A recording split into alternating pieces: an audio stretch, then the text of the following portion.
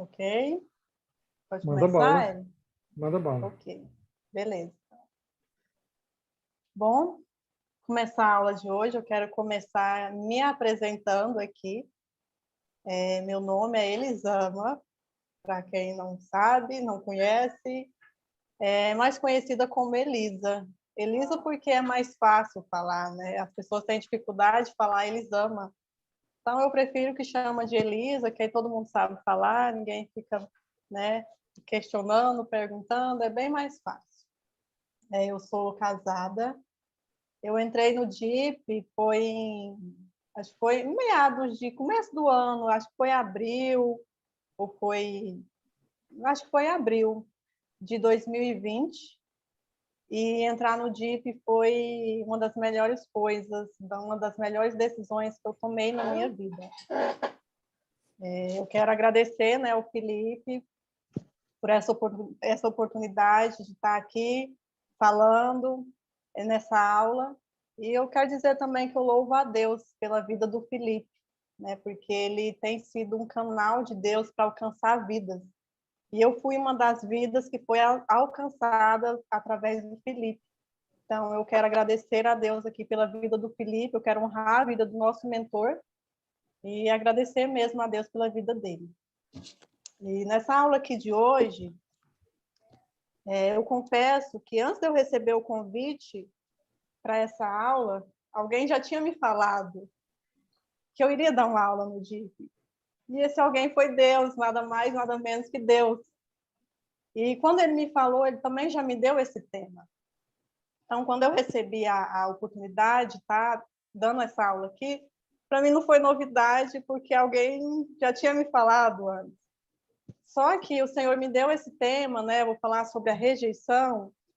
Eu pensei que eu ia falar sobre a rejeição, assim, o que a ciência fala sobre a rejeição, porque eu fui pesquisar na ciência, eu fui estudar na neurociência, na psicanálise, tudo sobre rejeição, o que a rejeição ela faz na vida da pessoa, quais são os problemas neurológicos que traz na vida de uma pessoa, né? Quais são as consequências no nível psicológico, né, na vida da pessoa. Então, estava lá eu pesquisando a ciência, na neurociência, na psicanálise, e aí o meu pai falou, não, menina, não. Não é isso que você vai falar. Vai falar sobre a rejeição, mas de uma forma diferente. Então, eu confesso que eu queria falar aqui, né, da ciência, né, mas o Senhor quer trazer um tema diferente sobre a rejeição. Talvez você nunca nem ouviu falar desse modo, né, dessa maneira, mas eu tenho certeza que o Senhor vai falar no seu coração hoje.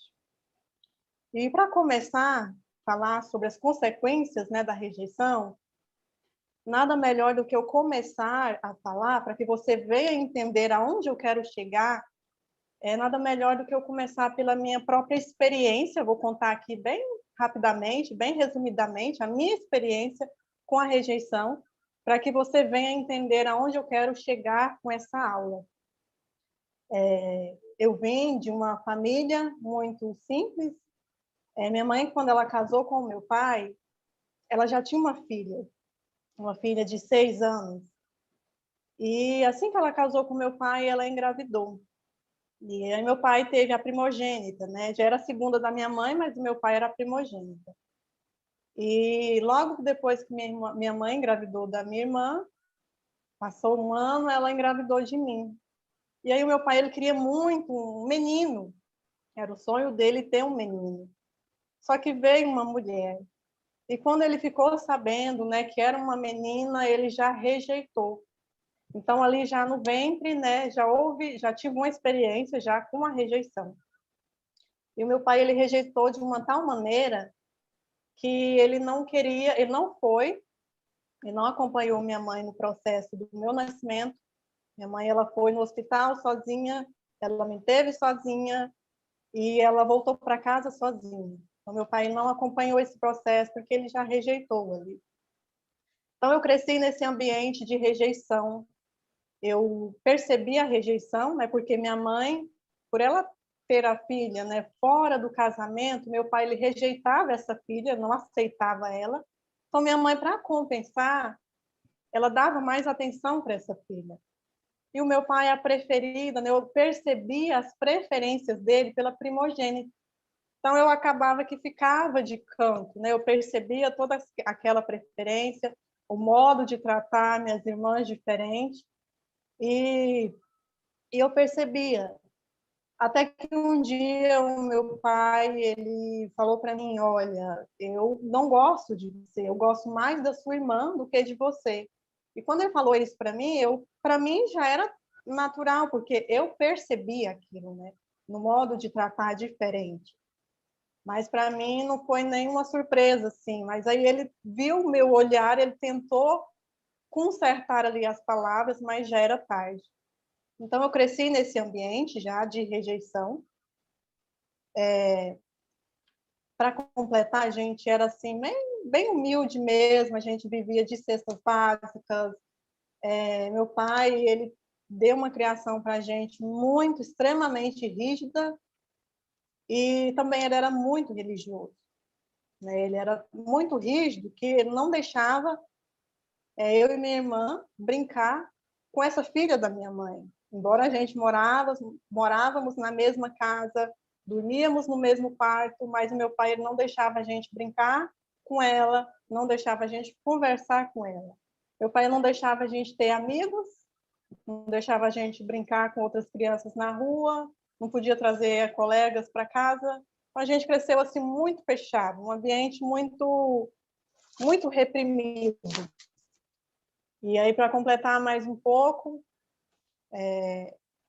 eu era assim muito pequena, né, muito miúda, e eu não aparentava a idade que eu tinha, eu não desenvolvia fisicamente igual as outras crianças, né, da minha idade.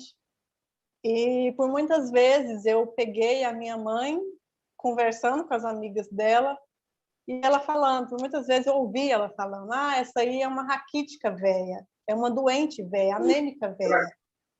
E aquilo me trazia muita vergonha, porque eu era muito pequenininha, muito magrinha, muito miúda, para completar ainda mais, né? Porque tem que completar todo o negócio para ficar mais bonito. Eu ainda tinha meus dentes muito tortos e eu tinha muita vergonha. Eu sentia que eu trazia vergonha para a família, porque eu era a única da casa, magrinha, raquítica, que não crescia, não desenvolvia, dentes tortos, não era a vergonha da família. Eu me lembro muitas vezes que quando eu estava indo para a escola, eu tinha muita vergonha de mim, eu tinha vergonha da minha própria sombra. Uma vez, quando eu estava indo para meu desejo era colocar uma parede em volta de mim, né? Na minha frente, atrás, do lado, do outro, porque quando eu estivesse andando na rua, indo para a escola, indo nos mercados, que as pessoas não me vissem, que as pessoas vissem uma parede andando. Tamanha vergonha que eu sentia de mim mesma. Então, todo aquele ambiente de rejeição, toda essa vergonha, me fez desenvolver em mim, já na infância, uma depressão. E essa depressão agravou mais ainda, né, esse sentimento dentro de mim. Muitas vezes eu chorava pelos cantos, eu ficava triste, mas ninguém na casa, ninguém dentro de casa, mesmo me vendo chorando, me vendo triste pelos cantos, não oferecia um ombro amigo, não perguntava se eu precisava de uma ajuda, o que estava acontecendo, por que eu estava chorando. E aquilo eu me sentia mais sozinha ainda, porque eu não tinha amigos, não tinha ninguém dentro de casa que preocupava comigo. Mas teve uma coisa que meu pai fez e que me fez bem. Porque o meu pai ele era muito religioso, extremamente religioso. E além de religioso, ele tinha uma necessidade de aprovação. Ele queria que as filhas dele fossem exemplos, queria que as filhas dele fossem padrão. Então, meu pai, a gente criança, ele acordava a gente muito cedo e obrigava a gente a ir para o círculo de oração. Estava eu e minha irmã lá com 5, 6, 7 anos de idade, lá no círculo de oração, com aquelas irmãs do coque no cabelo, cabeça branca, e estava lá duas crianças, né, no círculo de oração. Todo mundo olhava e falava, nossa, as filhas do seu João, as filhas do irmão João é padrão. Eu queria que meus filhos fossem igual às filhas do irmão João.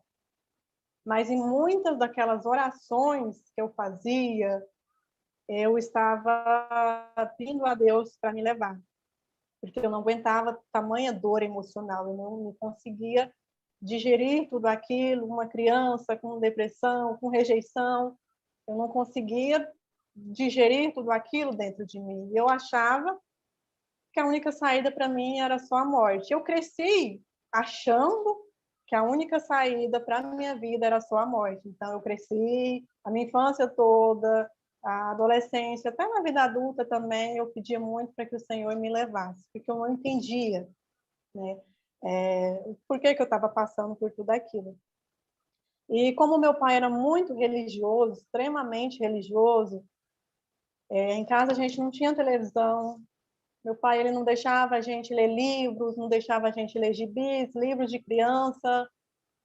A única coisa que eu podia fazer era brincar com a minha irmã ou ler Bíblia e orar, que eram as únicas coisas que ele deixava. Só que isso foi muito bom para mim, porque ao invés de eu criar uma aversão pela Bíblia, por Deus, né? Eu me apeguei, porque quando eu ia para a Bíblia, eu lia aquelas histórias de José, de Davi, eu me identificava ali naquelas histórias. Eu me via ali naquelas histórias. Eu, poxa, está contando a minha vida aqui, está contando a minha história. Então, eu gostava de ler porque eu me via, parece que estava me descrevendo ali, naquelas passagens bíblicas. E quando eu orava também, as orações para mim começou a ser sessões de terapia, porque era o único lugar que eu me sentia bem, o único lugar que eu desabafava, eu colocava para fora tudo aquilo que eu estava sentindo. Embora na minha cabeça, na minha concepção, por causa das experiências, né, que eu estava vivendo no meu lar, eu achava que Deus não estava nem aí para mim.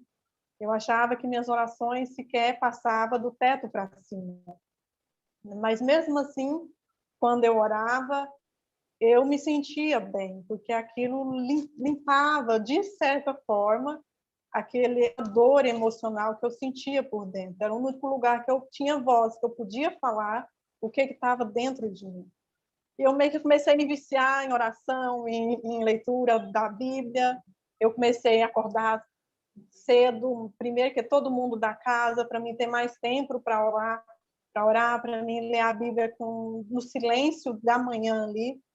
E muitas vezes eu fazia vigílias escondidas, eu criança, adolescente, eu dormia no mesmo quarto que minhas irmãs, mas eu esperava elas dormir, e quando eu percebia que elas dormiam, eu ia para debaixo da cama, e ali eu ia falar com Deus a noite inteira. E, embora muitas das vezes essas orações eram desabafando, pedindo Deus para que me levasse, eu orava a Bíblia, eu pegava Jonas, e aquela parte que Jonas queria morrer, e eu orava aquilo para Deus, eu falava para Deus, melhor me é morrer do que viver. Né? Mas, de certa forma, aquilo tudo era um processo, né, que Deus estava fazendo em mim. Por mais que eu estava pedindo, né, que Ele me levasse, mas ali Ele estava fazendo a minha história. Né? E numa dessas leituras da Bíblia, dessas histórias que eu caminhava na leitura da Bíblia, eu me deparo com uma história de um personagem bíblico. E quando eu cheguei nesse personagem bíblico, eu falei, isso aqui sou eu. Só que me causou uma certa indignação, porque eu era da igreja, eu estava em escola dominical, nos cultos, ouvia pregações, ensinos bíblicos, mas eu não via ninguém falando sobre esse personagem. Eu não via ninguém falando sobre esse cara. Aquilo me causava uma certa revolta, porque eu via falando de José, eu via falando de Davi, mas eu não via falando desse cara, desse personagem. E eu pensava comigo, como assim? Uma pessoa que passou, que tem a minha história aqui, Minha vida está escrita aqui e ninguém fala sobre isso. Como assim?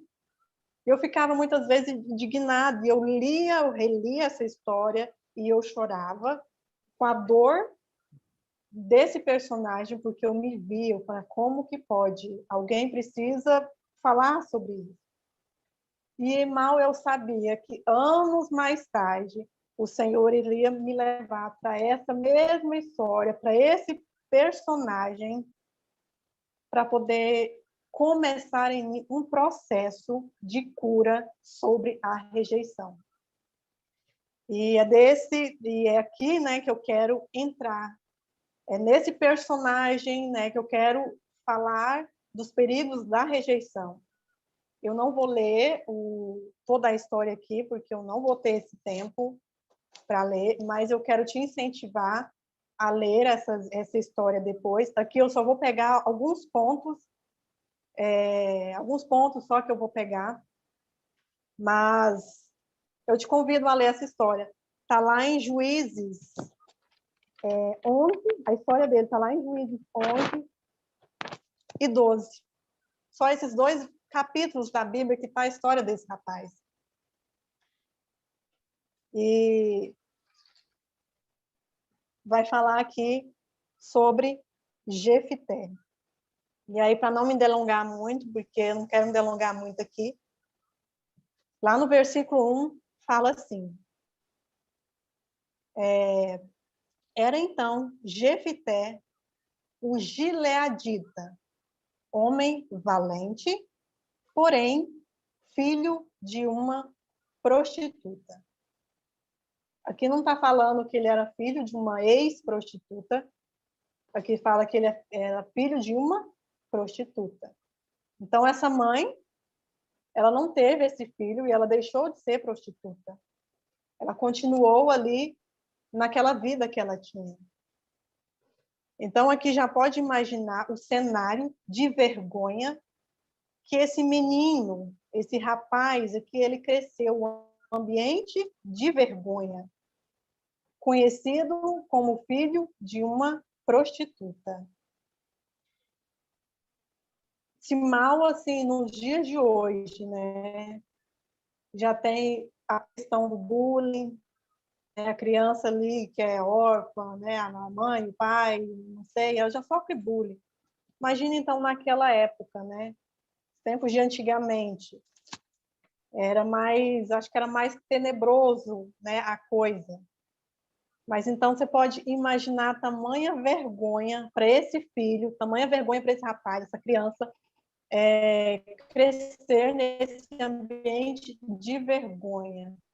Sendo sua era uma prostituta. Talvez por muitos momentos, muitas vezes, ele presenciou, chegou a ver a sua mãe se deitando com outros caras, outros rapazes, e ele só olhando aquela situação. E por essa mãe ser uma prostituta, talvez ela não deu a atenção para esse filho, talvez ela não cuidou desse filho, não deu alimentação para esse filho, como toda mãe dá ali o cuidado alimentar, dá aquela nutrição para a criança. Talvez esse filho cresceu com outras mulheres, outras mães adotivas, né? Isso trouxe para ele muita vergonha, trouxe para ele uma ferida de abandono, a ferida da rejeição. E eu quero só entrar um pouquinho aqui, o que a ausência, né? A ausência da mãe, ela traz na vida da criança, da pessoa também na fase adulta, ela traz a figura materna, ela valida na nossa vida o nosso sentimento de amar a nós mesmos e de ser amado. Quando a criança ela tem essa rejeição, esse abandono da figura materna, ela cria, então, uma lente onde ela começa a enxergar o mundo pela rejeição. E aí ela vai carregar com ela complexos de inferioridade, né, uma carência emocional muito grande. Ela não vai conseguir se valorizar, se torna uma pessoa dependente emocional e codependente emocional também. e um medo muito grande de ser rejeitado, um medo muito grande do abandono, faz com que ela aceite pessoas, relacionamentos abusivos, tudo por medo de ser rejeitado, de ser abandonado novamente. Então, a figura, o cuidado, né, da figura da mãe, né, tem mais outras questões, mas não quero entrar nesse quesito, porque eu quero voltar aqui para a história, mas a figura materna, ela tem uma importância muito grande na formação da criança e também na pessoa na vida adulta, porque a gente sabe que a nossa infância, a gente carrega, né, nossos traumas para a vida adulta, e isso vai acarretando mais problemas, né, na nossa vida adulta. Mas não é isso que eu quero entrar aqui nessa aula. Eu quero voltar aqui para a história de Jefité. Lá no versículo 2, fala assim, diz assim, os seus irmãos o expulsaram de casa porque eles diziam, você é filho de outra mulher, portanto, você não vai herdar na casa do nosso pai. Então, Jefté foi rejeitado, né, pela mãe, cresceu ali num ambiente de vergonha, questão ali do histórico da sua mãe, e agora ele é rejeitado também pelos seus irmãos. Seus irmãos não quiseram, impediram ele de receber a herança e o expulsaram de casa. Imagina o nível, né, de rejeição desses irmãos. Né? O nível, eu acho que Jefité ele sentia muito envergonhado, ele se sentia como se ele fosse a vergonha da família. Igual eu me sentia quando eu era criança, por toda a minha estética, né? Eu me sentia uma vergonha na família. Então, esse Jefité aqui ele não é muito diferente, né? Por ser o filho da outra, aqui fala que por ser o filho da outra, então, consequentemente, Jefité ele foi fruto de um relacionamento extraconjugal.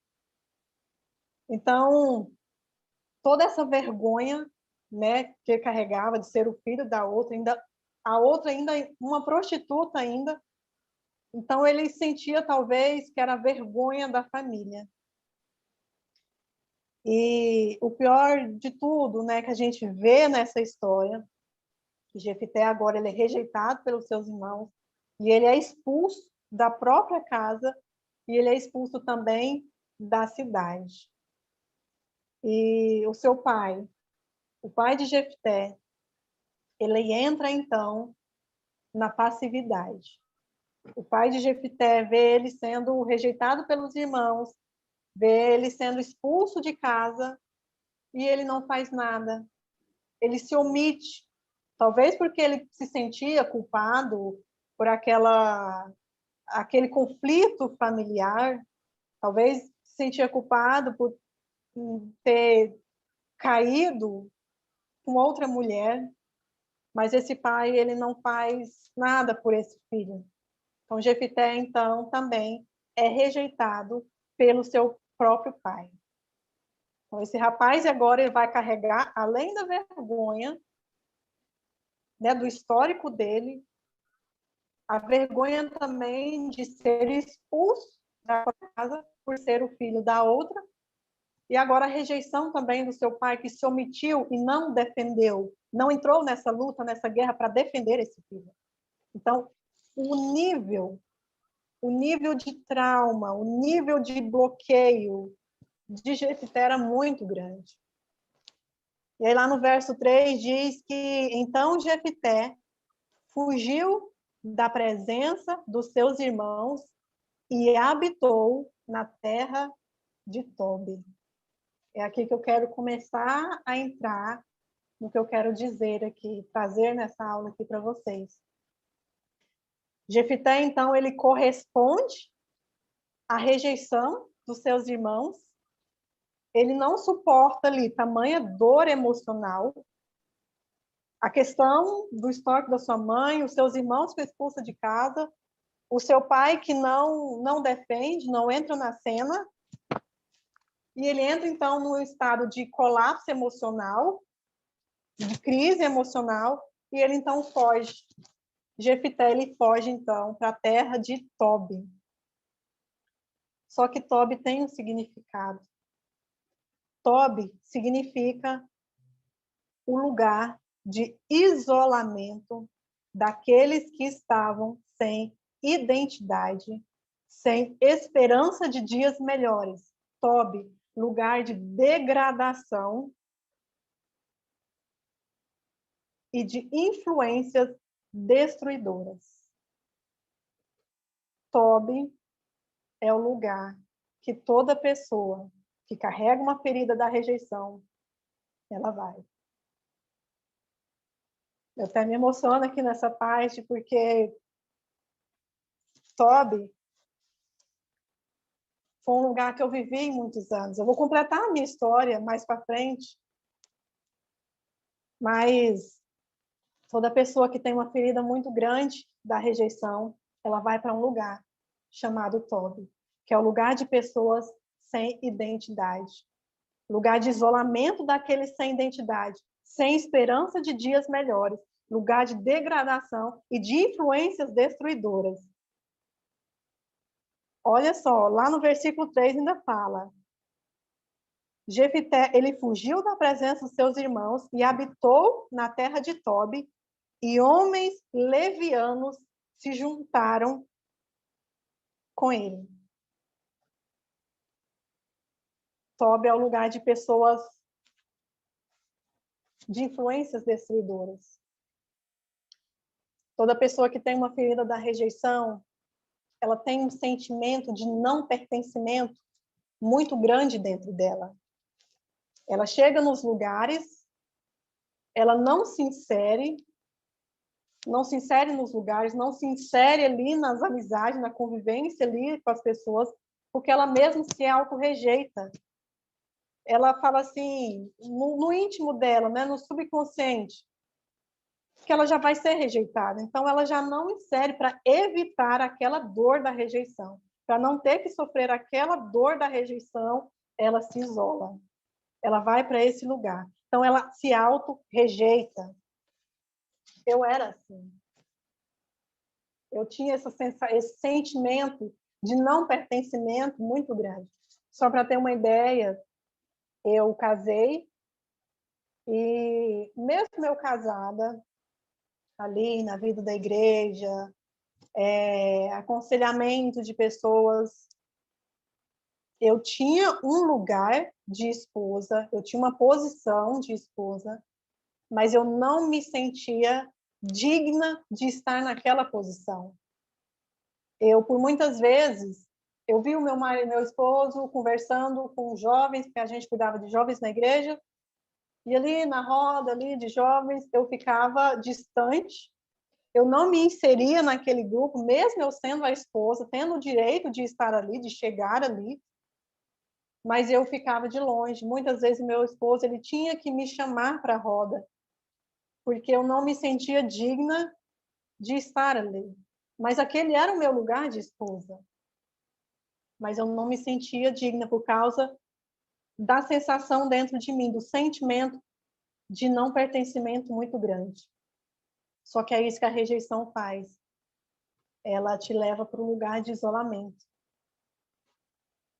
E nesse lugar de isolamento, tem pessoas mazeladas, porque um mazelado atrai outro mazelado, um rejeitado atrai outro rejeitado, e esse mazelado, esse rejeitado, ele só vai ficar ali lambendo as suas feridas um para o outro, né? Então, Jefité, ele fugiu para Tobi, ele se colocou numa posição de órfão. Eu digo que ele se colocou nessa posição de órfão porque ele tinha um pai. Ele não precisava fugir. Ele tinha um pai. Mas ele se colocou na posição de órfão. E a consequência mais perigosa da rejeição é a orfandade. É a bastardia espiritual. Sabe qual é a tradução para orfandade? É o não pertencimento. E isso cria uma lacuna dentro da pessoa, onde vai gerar nela uma inconstância. Essa sensação de não pertencimento vai trazer nela uma inconstância, uma segregação. Começa um emprego, não tá bom, vai para outro, começa um curso, não termina, vai para outro curso, não era aquilo que ela queria, vai para outro curso. Eu era assim. Eu segregava muito em questão de emprego. Todo ano eu mudava de emprego. Eu me lembro que eu me inseria no emprego, me candidatava para uma vaga de emprego, era contratada. Ali eu crescia, eu era cogitada a ser promovida. Tinha pessoas velhas da casa que queriam uma promoção, estava buscando muito tempo uma promoção. E assim que eu entrava, eu cogitava a ser promovida. E por muito tempo, o tempo que eu conseguia ficar nos empregos era de 1 ano. As pessoas não entendiam, poxa, por que você vai sair se você vai ser promovida? Eu falava, não sei, não está bom para mim aqui, eu quero sair. E eu ficava segregando. Todo ano, bastava completar 1 ano, eu estava em outro emprego. Eu buscava preencher aquela lacuna da rejeição dentro de mim, mudando de emprego, porque eu pensava de forma inconsciente que ia resolver dentro de mim. Mas essa lacuna da rejeição, ela só se resolve em um lugar. Só se resolve na paternidade de Deus. E quando eu falo em paternidade de Deus, eu não vou entrar aqui nesse assunto, porque esse assunto ele é muito amplo. Quando eu falo em paternidade de Deus, tem a questão do seu pai biológico, porque quando as suas experiências com o seu pai biológico vai trazer todo um histórico que você vai levar para Deus, as suas experiências negativas com o seu pai biológico. Então, se você tinha a sensação, né, de abandono, de rejeição com o seu pai biológico, logicamente, a nossa tendência é transferir para Deus essa experiência, né? E aqui eu quero falar sobre a paternidade de Deus. Eu quero entrar nesse assunto. A função do pai na nossa vida, ela é de extrema importância. Eu vou falar de 5 funções aqui que um pai ele tem na nossa vida. Elisa, seu áudio deu uma baixadinha, não sei se é o fio.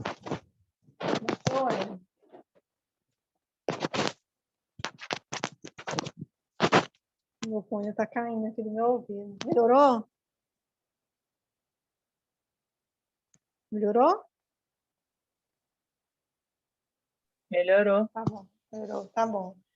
Então, eu quero falar aqui de 5 funções que um pai ele traz na nossa vida. Um pai, ele vai gerar na nossa vida proteção. Um pai gera segurança.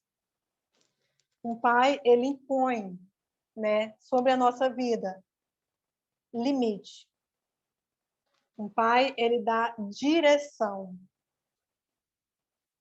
E um pai, ele afirma a nossa identidade.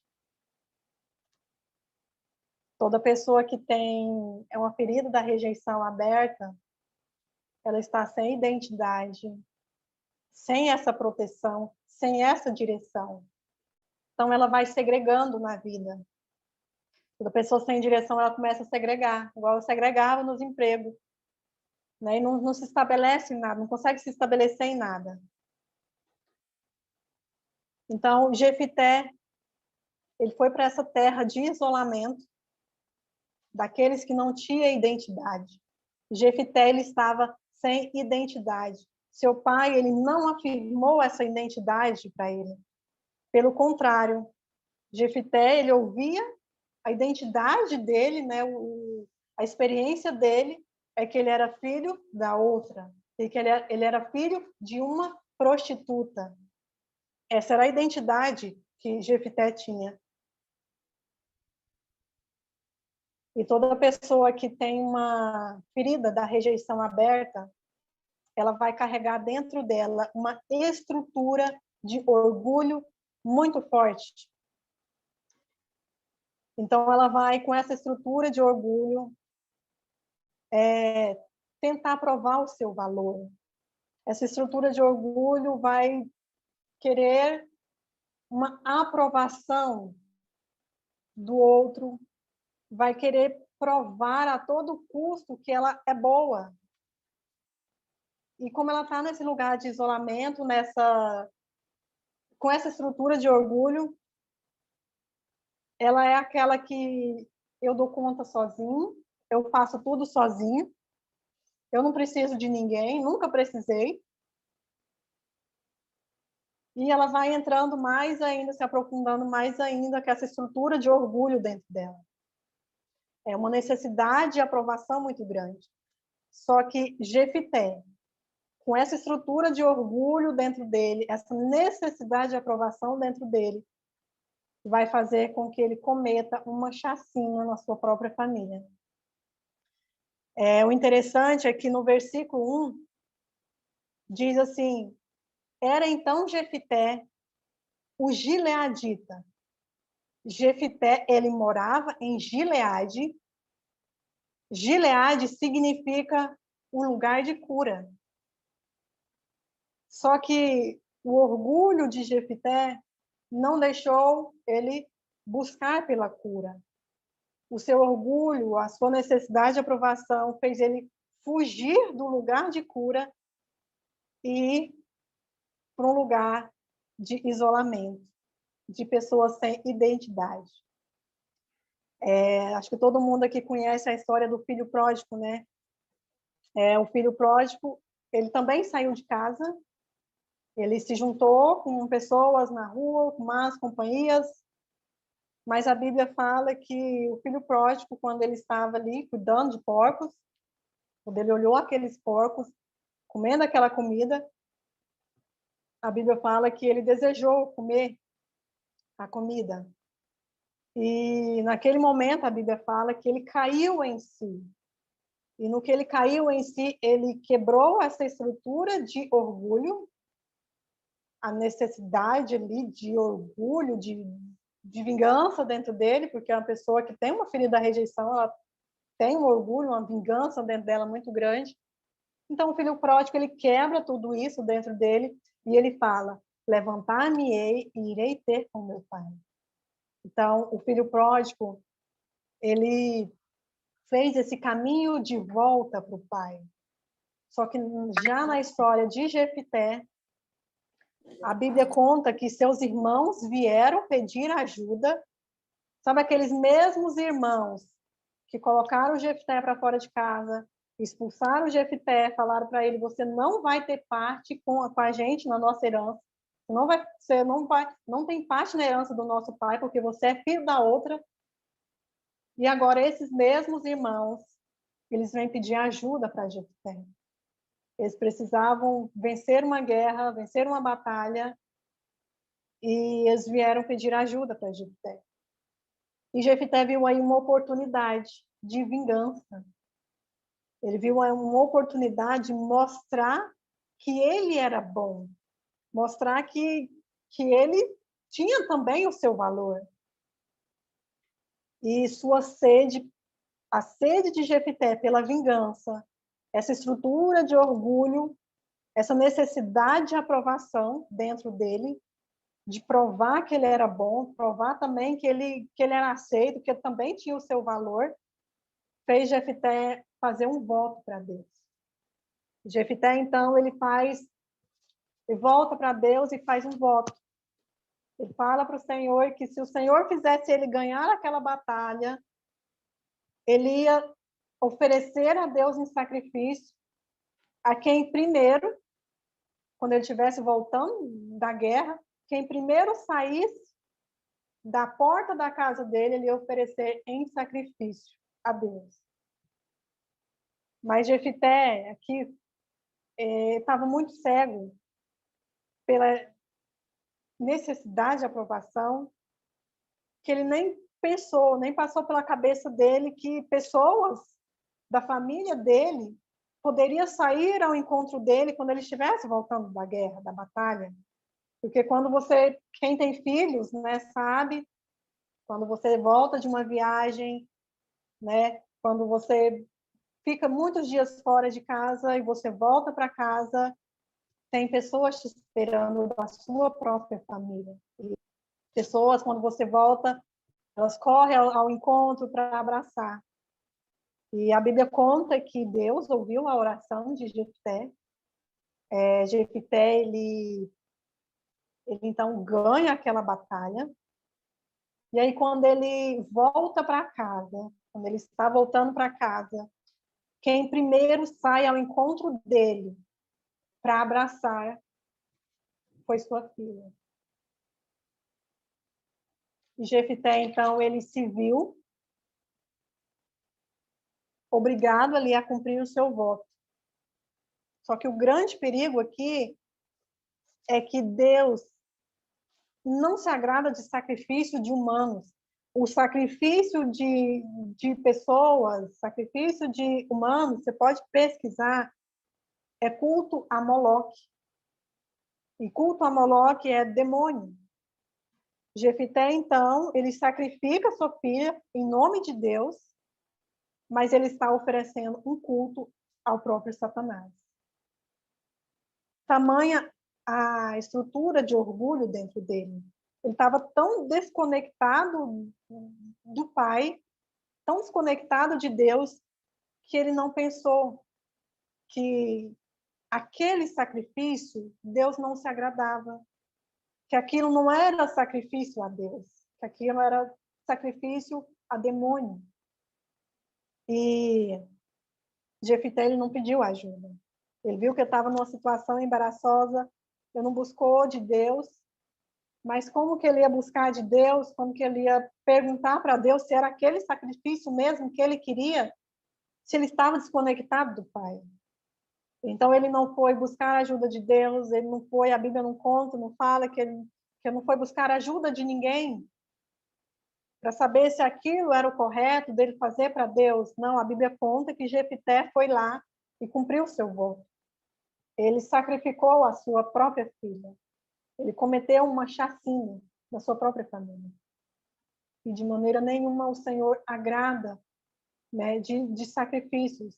A figura de Moloque, né, uma das funções de Moloque, né, é separar traumaticamente os filhos do pai. Porque é um culto, né, um ritual. O sacrifício a Moloque é um ritual muito feio, né? Você pode pesquisar. Então, que é traumático, porque a criança ali ela é queimada viva a um espírito maligno, né, chamado Moloque. E foi quando o perigo da rejeição, né, quem tem essa ferida da rejeição, um dos perigos é ser adotado por Moloque. Por isso a importância dessa reconexão com o Pai. O maior perigo da rejeição é a orfandade, é a bastardia espiritual. Muitas vezes você pode estar, eu falo por mim, que estava na casa de Deus, fazendo coisas para Deus, mas eu estava desconectada do Pai. Eu aconselhava pessoas, eu expulsava demônios, ministrava, mas estava desconectada do Pai. E a cura da rejeição, ela tem um caminho. E esse caminho é o caminho de volta para o Pai. Eu disse que eu ia completar a minha história, né? Eu estava nos meus processos de desbloqueio, entrei no DIP e estava desbloqueando, caçando em mim bloqueios para desbloquear. Desbloqueio atrás de desbloqueio. Tudo sobre rejeição, o que me causou depressão. Eu caçava dentro de mim. Eu me sentia muito bem com aqueles desbloqueios, me sentia como se eu estivesse voando. Eu até falava para a Valéria, nossa, isso parece que eu estou voando, parece que eu sou outra pessoa. Mas ainda tinha algo lá dentro. E eu disse que o Senhor me levou para essa história de Jefité, onde lá na infância eu fiquei muito encucada com essa história. O Senhor me levou de volta para essa personagem, para essa história, para Ele me curar, começar em mim um processo de cura da rejeição. E eu lembro que eu li e estudei esse capítulo com uma nova reação, porque antes era naquele sentido de vitimista. E eu, nossa, legal, muito bom saber, muito legal. E eu deixei aquilo ali e eu fui limpar a minha casa. Estou eu lá limpando a minha casa e o Senhor fala comigo. Você está em Tobi há muitos anos. Aquilo para mim foi um choque. Como assim? Eu falei para Deus, como assim? Eu não estou longe do Senhor. Eu aceitei Jesus, eu era criança. Eu não lembro, nem sei quantos anos eu tinha quando eu aceitei Jesus. Eu conversava com o Espírito Santo todos os dias. Jesus, para mim, único e suficiente Salvador. Tinha um relacionamento com Jesus, com o Espírito Santo. E o Senhor fala para mim, e como Pai? E como Deus para mim era um Deus no céu, Deus todo-poderoso, Criador dos céus e da terra, Deus no céu. Mas os budistas, eles têm um Deus, os espíritas têm um Deus, toda religião tem um Deus. Mas e o Pai? E aí, naquele momento, eu não queria aceitar, né, aquela repreensão ali. E o Senhor, ele me mostrou, começou a passar um filme diante de mim, da minha vida, diante dos meus olhos. Os momentos, cenas da minha vida, onde eu estava desconectada do Pai e que eu estava vivendo em Tobi, debaixo de uma bastardia. E naquele momento eu comecei a chorar muito. E eu não queria aceitar, mas estava ali diante dos meus olhos. E eu fui tomada por um contrito de coração. Eu comecei a chorar, eu caí em pranto de joelho. Eu comecei a reconciliar com Deus. Eu precisei fazer um caminho de volta para o meu Pai. Comecei a pedir perdão para Deus por todos aqueles momentos, todas aquelas cenas que eu tinha me desconectado dele.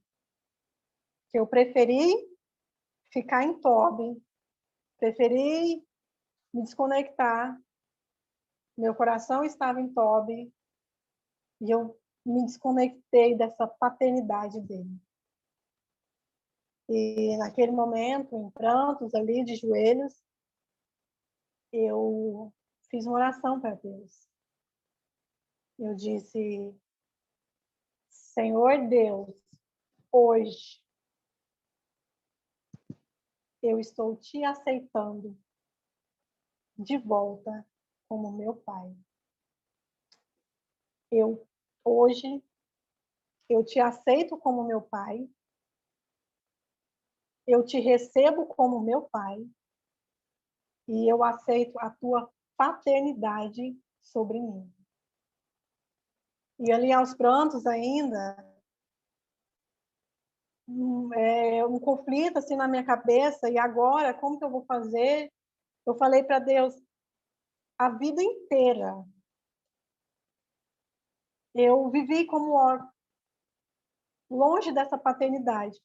Então, eu sei tudo o que um órfão sente, eu sei tudo como é viver como órfão, como é se comportar como órfã, como é estar distante dessa paternidade. Eu sei falar tudo sobre esse sentimento de não pertencimento, tudo. Só que como filha, eu não sei. E eu falei para Deus, agora eu estou perdida. Eu não sei falar como filha, eu não sei me portar como filha, eu não sei agir como filha. Como vai ser minha vida daqui para frente? Como que vai ser as minhas orações? E aí eu pedi para o Senhor, eu pedi para Deus, para o Pai, que Ele me ajudasse a me sentir como filha, a me portar como filha, que Ele me inserisse como filha. E a partir desse dia, a minha vida teve todo um novo rumo, uma reviravolta, digamos assim. Eu poderia aqui falar horas sobre a minha experiência com essa paternidade. Mas o meu intuito aqui é que você também tenha essa experiência. Porque uma coisa é você ouvir falar a experiência de alguém, a experiência da Elisa, que foi assim, mas é a sua experiência com essa paternidade de Deus. A minha oração, enquanto eu falo aqui, é que o Espírito Santo ele ministre, né, no seu coração, que o Senhor, nesse momento, ele se apresente, né, para você como esse pai.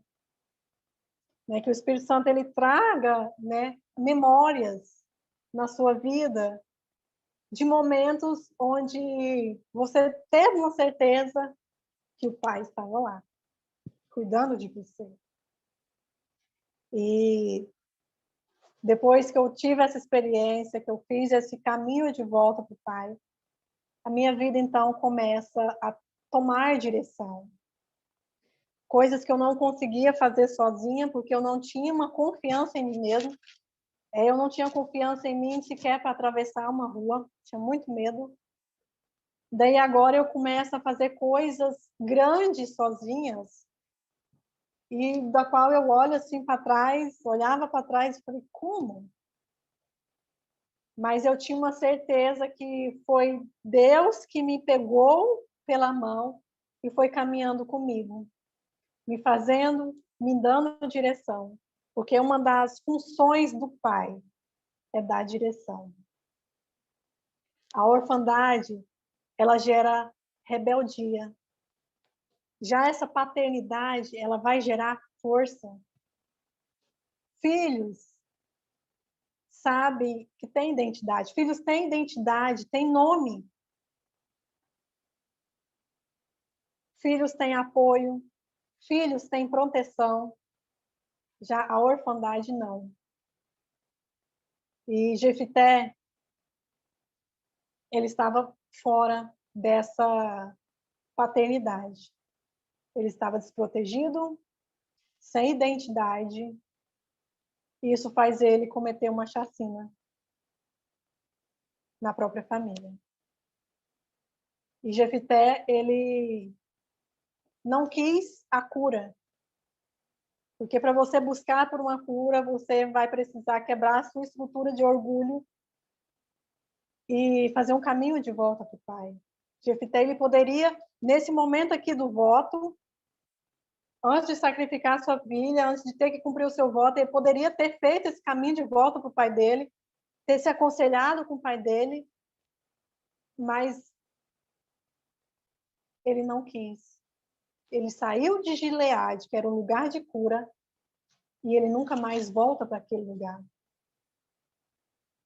E se existe algo muito sério que pode gerar, que a rejeição ela pode gerar, é essa orfandade, essa bastardia. E é isso que o inimigo ele tenta falar na nossa mente todos os dias, né? Desde quando eu me voltei para o meu pai, eu tomei uma decisão, porque de vez em quando, né, os pensamentos, o inimigo tenta lançar setas na sua mente para querer te levar de volta para Tobi, te desconectar do pai. Preparando mesmo essa aula, vários momentos eu fui tentada a desconectar do Pai. Mas eu tomei uma decisão, desde quando eu me voltei para o Pai. Todos os dias, quando eu acordo, eu faço a mesma oração. Senhor Deus, hoje eu te recebo como meu Pai. Hoje eu aceito a tua paternidade sobre mim. Eu faço isso porque, como eu vivi muitos anos longe dessa paternidade, eu não quero isso novamente. E a Bíblia fala, lá em Efésios 4, 5, já estou me encerrando, lá em Efésios 4, 5, fala que o Senhor nos escolheu nele antes da fundação do mundo. Então, antes da fundação do mundo, nós fomos gerados em Deus. Nós existíamos dentro de Deus. E se a gente existia dentro de Deus, a gente já tinha contato com essa paternidade. A gente já se relacionava com essa paternidade de Deus. Só que o fato, quando a gente vem aqui a essa terra, a gente cresce ali no ambiente, né? Tem as circunstâncias, os episódios que nos acontecem, tudo isso vai fazendo a gente desconectar do nosso Pai, dessa paternidade. E tudo que o Senhor deseja é nos trazer de volta a esse relacionamento de paternidade. Então, assim, como eu disse, a minha oração nessa aula é que, se de alguma forma foi ministrado no seu coração, se algum momento, porque nós somos tentados a fugir dessa presença de Deus, dessa paternidade de Deus, e se em algum momento houve essa fuga, o desejo do meu coração é que você volte para essa paternidade de Deus. Porque somente nessa paternidade é que você vai encontrar segurança, proteção, identidade, onde a sua identidade é revelada, onde você vai encontrar direção para a sua vida. E eu só tenho que... A minha experiência, depois disso, é só coisas maravilhosas. Eu passo por momentos difíceis e quando eu olho para trás eu vejo que meu pai estava lá. Tem situações que eu vejo que eu falo, meu Deus, né? Tem situações até que eu já comentei com a Valéria. Poxa, agora eu tenho um pai, eu vejo o meu pai entrando em cena e me defendendo. E é isso que o Senhor quer trazer. Essa experiência que o Senhor quer que você tenha. Essa experiência com essa paternidade. A real paternidade de Deus. Meu intuito não era delongar aqui, mas eu encerro aqui o que eu queria falar, fazendo esse convite para você, que você venha se inserir de volta nessa paternidade, porque um dia você estava lá. Antes da fundação do mundo, você estava lá nessa paternidade. E o Senhor quer trazer de volta todo esse relacionamento com Ele. Eu quero aqui abrir a oportunidade, se alguém quiser falar, não quero me estender muito, se alguém quiser falar alguma coisa, eu quero aqui deixar aberta a oportunidade. Senão, eu já quero estar encerrando aqui a aula para não delongar muito. Nossa, Elvira, coisa mais linda. Podia ouvir você aqui mais 2 horas. Meu Deus. Nossa, cada coisa que eu nem passava pela minha cabeça aqui. Essa história eu nem conhecia também. Mas Sério? me identifiquei bastante, viu? Nossa, depois vou até te chamar no privado. Amém. Pode chamar. Muito Amém. Fico lindo. muito feliz. A minha oração era que o Senhor tocasse mesmo, sabe? Ah, tocou. Da minha parte, posso dizer que, nossa, fiquei emocionada com toda a história, tanto a sua quanto é, a história, essa história da Bíblia que eu também não conhecia, e todo o feedback de uma história, assim, nossa, os códigos que você soltou aí desse rapaz, eu adorei. Amém, Sheila. Amém. Glória a Deus. Eu... Mas alguém quer falar algo, contar alguma experiência, falar alguma coisa? Muito boa a sua aula. Todas as aulas é um aprendizado novo. Muito bom, Amém. parabéns. Amém. Obrigada. Glória a Deus. Mais alguém? Cadê o Hélio? Está aí? Como se encontra aí? Estou aqui, firme e forte. Ó, muito interessante toda essa reflexão. Aliás, toda essa revelação da palavra de Deus. A história de Jefté é uma história que eu já ouvi algumas vezes, mas nunca da forma como você expôs, da forma como Deus revelou para você expor na aula de hoje, como o Espírito Santo te usou. Algumas coisas eu anotei aqui sobre essa questão da paternidade. Quando você comentou que você tinha uma relação com Deus, você tinha uma relação com o Espírito Santo, você tinha uma relação com Jesus, mas você tinha um problema na tua relação com o Pai, né? Com o Pai. Se você quiser se aprofundar um pouquinho mais, até vou fazer umas anotações ou recontextualizar. Sim, Hélio. A figura do pai, né? A nossa experiência com a figura masculina, né? Paterna, é ela que dá a direção, né? De como vai ser o nosso relacionamento com Deus. Como eu disse, se você tem experiências negativas com o seu pai biológico, logicamente essas experiências negativas elas vão ser transferidas para Deus, né? A nossa tendência é culpar Deus, é achar que Deus não vai ouvir, que Deus está lá no céu, longe, distante, ou que está com o cajado na mão, né? Pronto para bater, para condenar. Assim como o pai, porque meu pai foi muito rígido, né?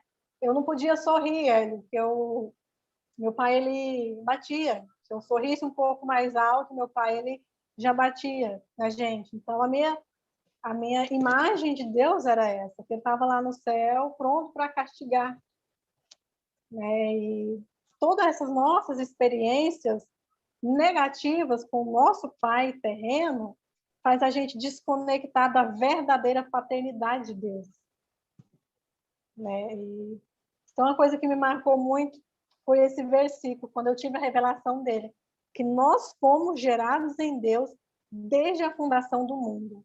Então, desde a fundação do mundo, nós estávamos dentro de Deus e nós tínhamos contato com essa paternidade de Deus. E os nossos episódios negativos, a nossa relação com o nosso pai, faz a gente só distanciar disso, desconectar dessa paternidade. E tudo que o Senhor quer é trazer a gente de volta para viver uma vida plena, que foi para o que Ele nos chamou. Não sei se eu consegui. É porque esse assunto ele Não conseguiu. muito... Teve um negócio que você falou, que você citou uns pontos que eu até anotei aqui, que da proteção, da segurança, do limite, direção e afirmar a identidade, né? Aí, tipo assim, aí o William até comentou aqui, conforme a gente vê o nosso pai, é como a gente vê a Deus, né? Isso, aí, tipo assim, eu achei interessante, porque através desses pontos que você citou, dá para a gente achar, saber aonde trabalhar, né? Porque, assim, por exemplo, às vezes você teve a proteção, a segurança, o limite, mas não teve a direção, não teve né? Então, tipo assim, nossa, clarificou demais, assim. Porque, assim, você às vezes você tem uma questão e vai estudando, mas às vezes um ponto que você às vezes não tem entendimento te impede de chegar na resposta plena, assim, né? Nossa, eu amei. Eu não sabia, por exemplo, desses pontos aqui que você citou. Que bom, Sheila. Eu vi uma pergunta aqui, acho que foi o William. Como é o relacionamento com meu pai hoje? O meu pai, ele já é falecido. Eu comecei os processos de desbloqueio, o meu pai ele já era falecido, já tem uns 13 anos que meu pai já é falecido, mas eu recriei ali, né, toda a cena na minha cabeça, todos os desbloqueios que eu fiz, eu ressignifiquei mentalmente ali com o meu pai, na minha cabeça ali.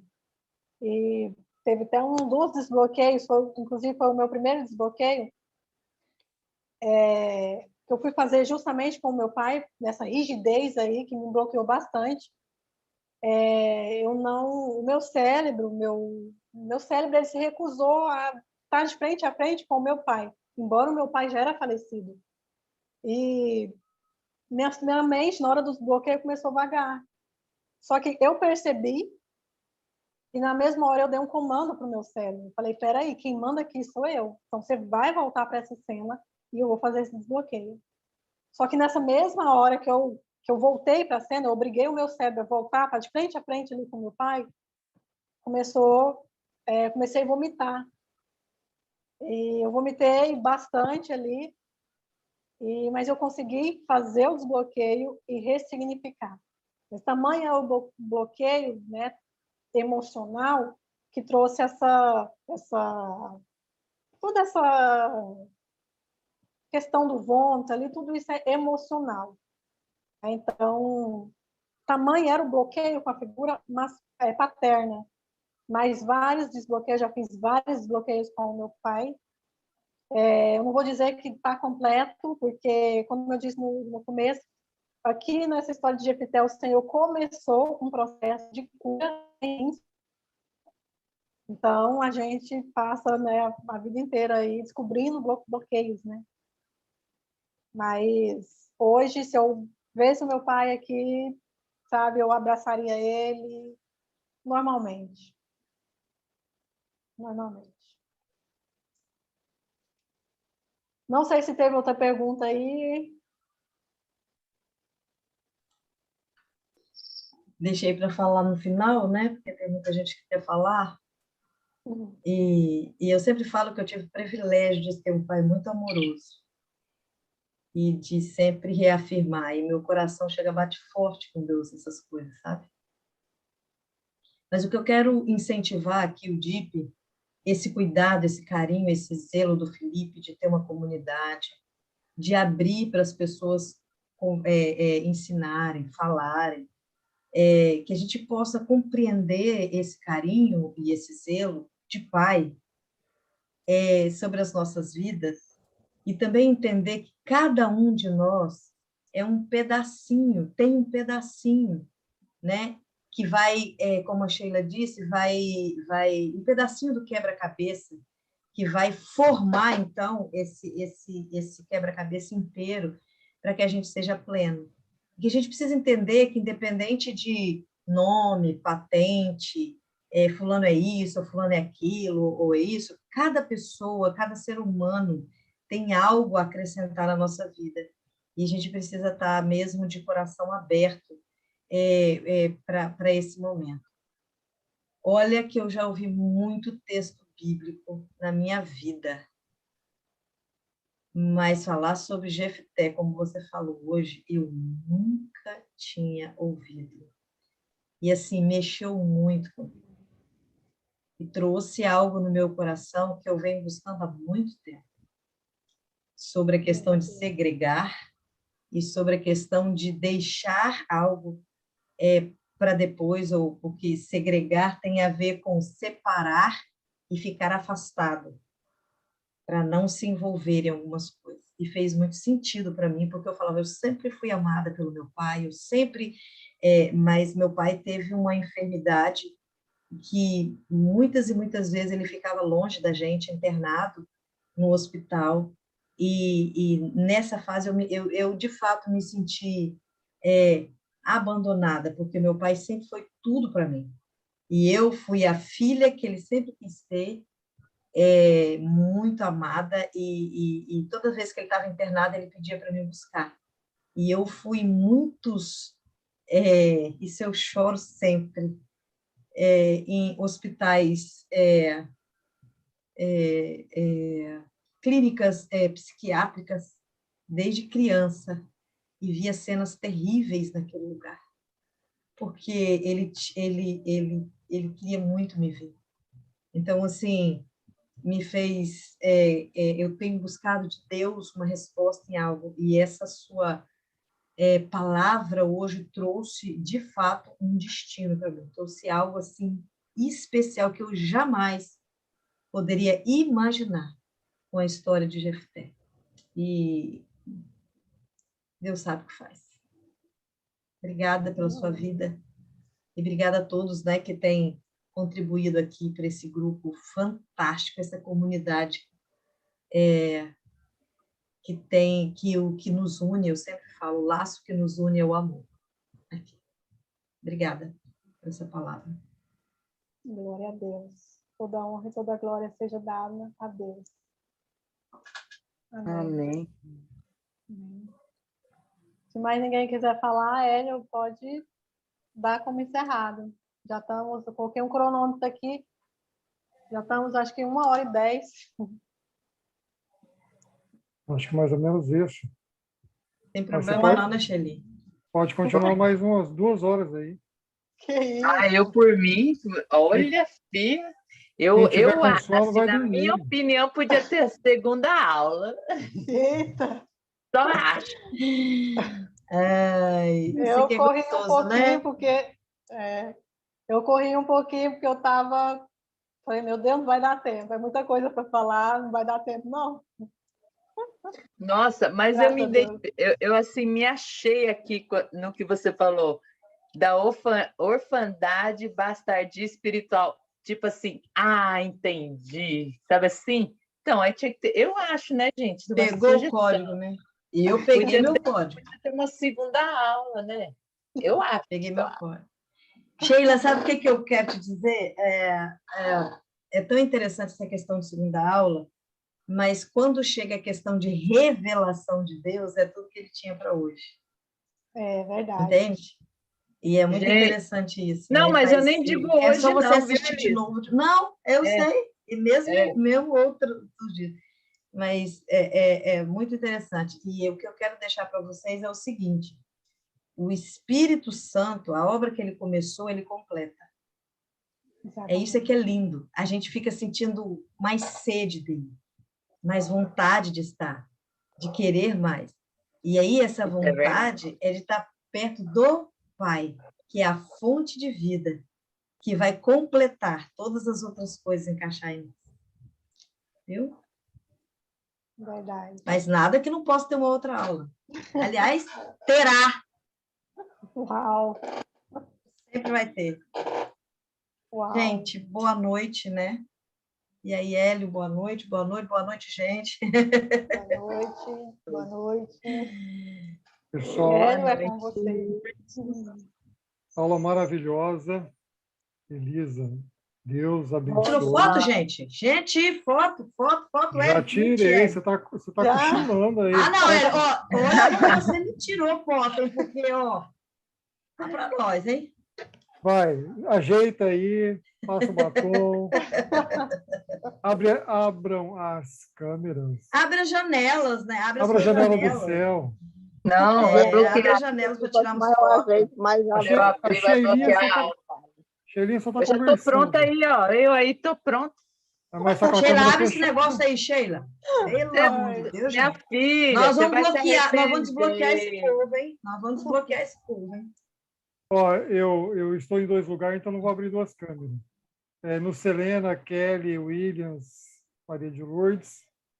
Vai, se ajeita aí. 3, 2, 1. Opa, olha, a Kelly abriu. Oh, valeu. Vamos, que mais Gente, eu não vai? posso abrir não, hein? Tá bom. Fique em paz aí. Tô Então vamos lá. muito escuro. 3, 2, 1. Um minuto. Pronto. Tirado. Maravilha. Valéria, Boa obrigado. Boa noite. Elisa. Tamo junto. Todos que Eu estão que presentes. agradeço.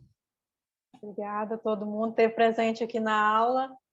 Obrigada a ele que ajudou, Valéria. Obrigada a todos vocês que comentou. Muito obrigada. Deus que abençoe a todos. Amém. Amém. Amém. Beijo no coração. Boa Deus noite. abençoe. Amém. Beijo, obrigada. Até sexta, Beijo. 5, Tchau, com a aula tchau. da Andréia Ferraz. Uou! Boa noite. Semana nós teremos Boa aula noite. sexta de manhã e sábado à tarde, tá? Mas a gente vai estar falando. Sábado de Beleza. quem?